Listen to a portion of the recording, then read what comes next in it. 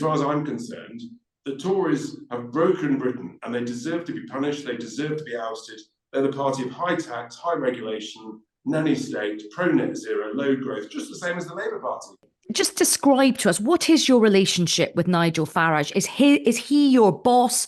Are you his boss? How does it work at Reform? So Nigel is the honorary president. So honorary means exactly that. He has no active role in the day-to-day running or decisions of the party, but we speak frequently, and he gives me a few helpful tips along the way. And so that is a very helpful relationship for me, and I very much value all of that. And he's obviously been having a lot of time to think about his options and future in the jungle, but he knows nothing of what's gone on in the last 3 weeks, literally nothing. And Richard, what do you think his reaction is going to be when he gets out of the jungle? By the way, do you think he could win? I hope he wins. There's 4 great candidates in the last 4, so we'll have to wait and see. We're obviously encouraging all our supporters to vote for him. I think it'll be very, very close. I mean, this would be the first time he's actually personally been voted in by the public. After that's not quite true. He's won some European elections. Okay, fair enough, but not a parliamentary one. Look, but in all seriousness, when he comes out of the jungle and he sees what's going on, isn't he going to want to come back into the political limelight, full throttle, and basically sort of lead Reform? Well, there's 2 things. Firstly, he'll be delighted at the polling progress that Reform has made. We've had, I think, 9 or 10 double-digit polls, and that is very significant growth. And I think that either side of Christmas, who knows, we might hit 12%. So he'll be delighted with that. He'll be furious, as many of us are Brexiteers, with what's happened in terms of running the country, what's happened to the mass immigration numbers we've seen on the lawful immigration. He'll be furious about the inability to stop the boats. And with all of that information, yes, I think he'll be giving some very serious thoughts as to what he wants to do. Obviously, next year you've got the American elections. He's got his own commitments with GB News. So there's some important decisions for him to make. And I'm saying very clearly to everybody, the more help, the better in getting our word out there, getting our policies out there, getting our message out there. So the more help, the better. And there's a variety of ways that he could do that, as well as many others. So from what you're saying, it sounds like we need to prepare ourselves for Mr. Farage coming back and having a big platform and having lots of things to say. Now, look, let's turn to the next general election. A lot of people are speculating this could be an early election, May. There are some who are thinking this could even be as early as April. Now, you could inflict some real damage to the Conservative Party. As you say, your polling is running, between about sort of 9 and 11%.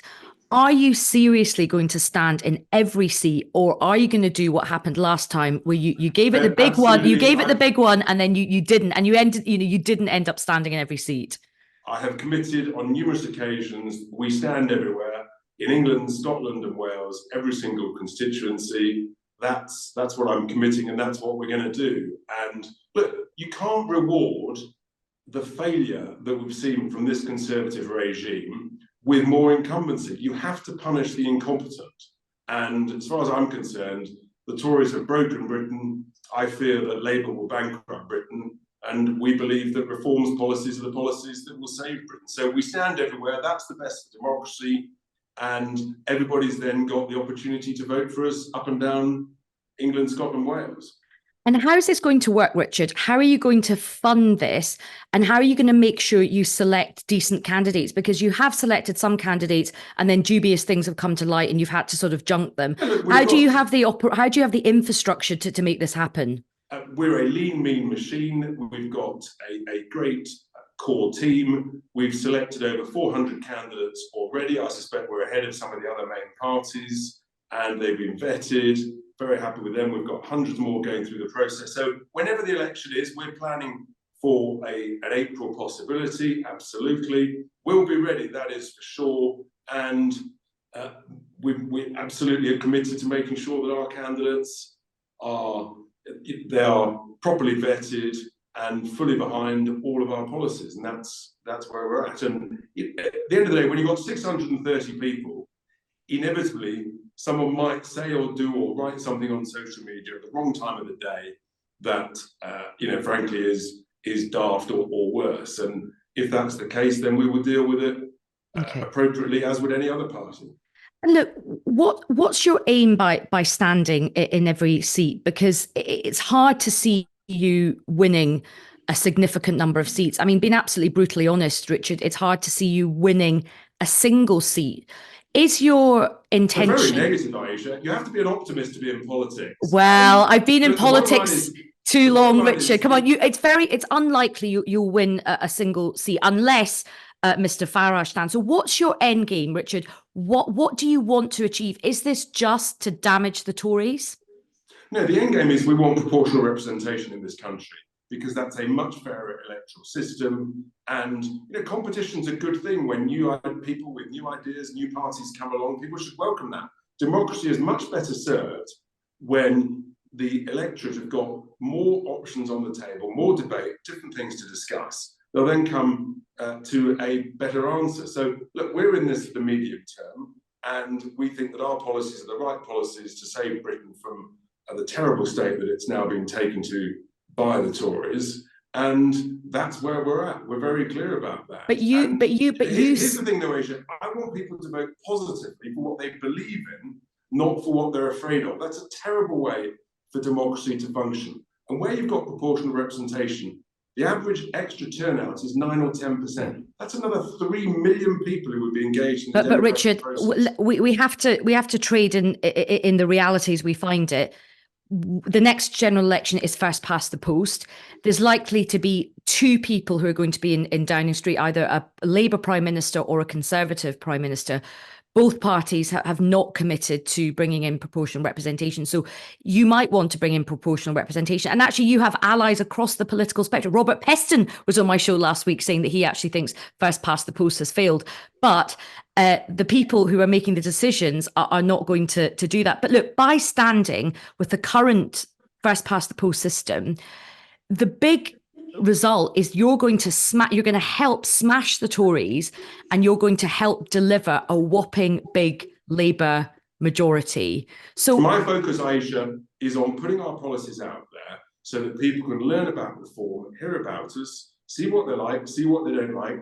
But, democracy is better when there's more options on the table. And, frankly, as far as I'm concerned, the Tories have broken Britain, and they deserve to be punished. They deserve to be ousted. They're the party of high tax, high regulation, nanny state, pro-net zero, low growth, just the same as the Labour Party. They're two forms of socialism, and they're both going to be a catastrophe for the country. But would you concede that you are going to help the Labour Party? What I want people to focus on is the positivity of our policies to save Britain. And I want people to vote for what they believe in, not what they're afraid of. Okay. And I'm frankly, you just cannot reward the failure from the Tories with more incumbency. It's as simple as that. And look, there's been lots of speculation about what happens to the Conservative Party in defeat, and all the polls are pointing to quite a heavy defeat. Nigel Farage was at the Conservative Party conference. He was one of the stars of the Conservative Party conference. Do you, in Reform, have a plan to basically try and take over the Conservative Party in defeat? But let's see what happens. Our plan is to promote reform, promote our policies, and for sure, there are a reasonable number of MPs within the Conservative Party who frankly don't recognise what's become the Socialist Party. So, various people have phoned me at various times. I'll obviously keep that completely confidential. Who knows? We'll wait and see what the result is after the election. But I have to tell you, the prospect is that who knows what will happen with the polls, but I suspect that there's every prospect that you might have some form of coalition or supply arrangement after the next election. Anything could happen. I think proportional representation will be on the table after the next election. And look, at the end of the day, if you want to shape an influence, you've got to be on the ballot paper, you've got to put your policies forward. And as I say, it's better for the British electorate to see those ideas and say, yes, no, thanks very much. So that's really interesting. You said wait and see to my question about the Conservative Party in defeat. What I'm picking up from you, Richard, is you're indicating and you're signalling that if Reform do a good job at this set of elections, you know, obviously you're not going to win loads of MPs or anything, but what that does is it sets you up as a more credible force in politics, and that might be very interesting when the Conservatives are in opposition in terms of how you two might interact. And that's where things could get very interesting for you, is in a post-election with a very damaged, defeated Tory party. That's where things could get interesting for the Reform Party and the Tory party. Let's be clear. The Conservative Party does not own the philosophy of conservatism or conservative values. And if they head towards socialism, which they have done, then that leaves a wide open space.